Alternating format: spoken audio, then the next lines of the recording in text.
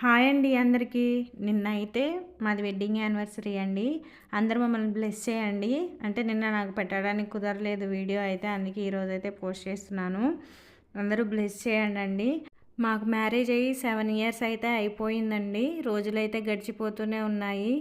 ఇంకా wedding anniversary కాబట్టి ఇక్కడైతే బయటకొచ్చామండి. నాకు బొబ్బట్టు అండ్ కోవా కాంబినేషన్ చాలా ఇష్టం అండి. సో నాకు ఇష్టం కాబట్టి మా వారైతే ఇక్కడికి తీసుకొచ్చారనమాట.